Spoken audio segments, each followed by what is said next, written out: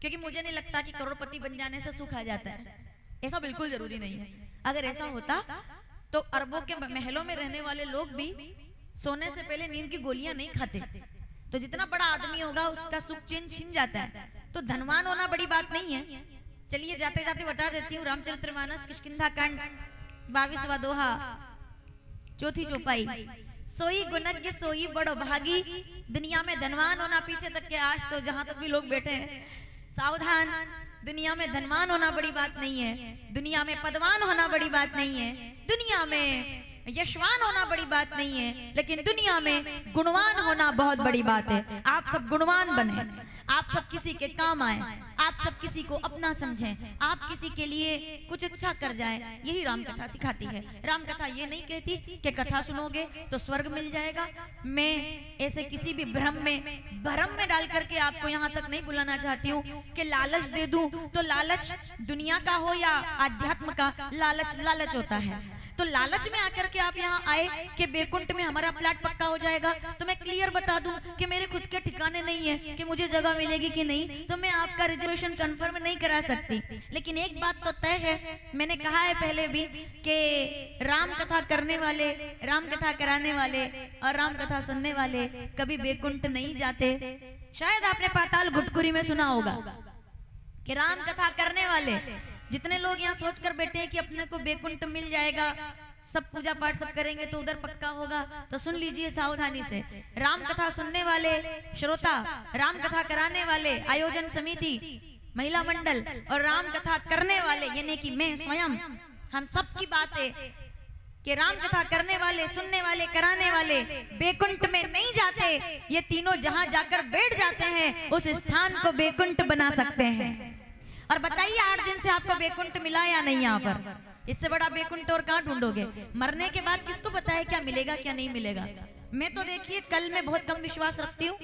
मेरे लिए जो भी है वो वर्तमान है, ना तो कल की चिंता ना भविष्य की फिक्र, वर्तमान को आनंदमय बनाए। आज मैं प्रसन्न हूँ आप लोगों के बीच, कल मुझे अपना भी ठिकाना नहीं है, तो मुझे कोई बहुत ज्यादा अफसोस भी नहीं है इस बात का कि कल जीवन में मेरे लिखा है कि नहीं लिखा है। क्योंकि मुझे ऐसा लगता है कि मेरा 2025 या नया वर्ष मैंने अपने जीवन का एक और वर्ष भगवती के चरणों में समर्पित कर दिया, तो मेरे लिए मेरा जीवन पूर्ण होने के समान है। तो ऐसा भाव मुझे रखना चाहिए, आपको नहीं रखना चाहिए। आपको तो परिवार संभालना है, अपना ऐसा है कि आज कल नहीं भी रहे तो कल दूसरे लोग आ जाएंगे, कोई फर्क ज्यादा पड़ेगा नहीं। लेकिन आप सबके लिए मैं प्रार्थना करती हूँ कि आपकी उम्र लंबी हो, आपके घर परिवार बैकुंठ बने, स्वर्ग बने, ये शुभकामनाएं हैं। आइए मैं आप सभी को उज्जैन के लिए देखिए आमंत्रित करती हूँ। दान लेना देना मेरा विषय नहीं है, ना मैं ज्यादा बात करती हूँ इस बारे में, और ना मुझे अच्छा लगता है मांगना। मैंने 2 साल पहले तक कभी बोला भी नहीं है कि आप ये करो, क्योंकि मुझे जरूरत नहीं थी। अब आश्रम बना रहे हैं, हाँ तो ठीक है जरूरत है, वो भी अलग बात है, वो आप लोग कर रहे हैं, बहुत अच्छी बात है। लेकिन मैं निवेदन करूंगी, आपने दान दिया है तब भी और नहीं दिया है तब भी, एक बार आप उज्जैन जरूर पधारें।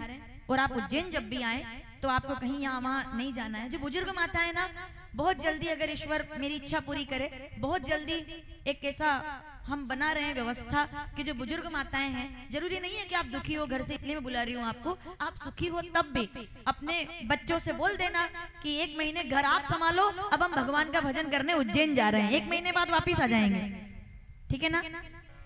तो ऐसा भाव है मेरा कि आप लोग वहाँ कभी आए, रुके, कोई चिंता नहीं करनी, भोजन निवास सब करने वाले आप लोग हैं और आपसे ही प्राप्त करके आपको ही पहुंचाना है वहां तक। तो मेरा निवेदन है कि आप उज्जैन के लिए सादर आमंत्रित हैं। आइए कथा पूरी कर लेते हैं। आज रावण का वध करना है भाई, और कितना मैंने बहुत प्रयास किया है कि मैं सब सुना दूं आपको, इसीलिए कभी कभी भजन भी नहीं ले पाती हूँ ज्यादा। मैं आपको लग रहा होगा कि कीर्तन नहीं आया होगा, भजन नहीं आया होगा, झांकियां नहीं आई होगी, उसके पीछे कारण ये था कि मैं ज्यादा से ज्यादा आपको सुनाना चाहती थी। और मेरा एक ही लक्ष्य, मैं भजन गायिका नहीं हूँ, मुझे भजन गाना आता भी नहीं है, ये तो हम लोग बैठते हैं तो थोड़ा बहुत कुछ कीर्तन कर लेते हैं। मेरा विषय शुद्ध कथा, और मेरा मानना यह है कि भजन तो टीवी में भी सुने जा सकते हैं, पर कथा, ये पंडाल बनाना, ये लोगों को बुलाना, इसका मतलब यह है कि आप और हम जुड़े और ये इतिहास में बनाया जाए कि खरियार रोड में कभी राम कथा हुई थी और हमने कथा सुनी थी। बस इतनी सी बात है।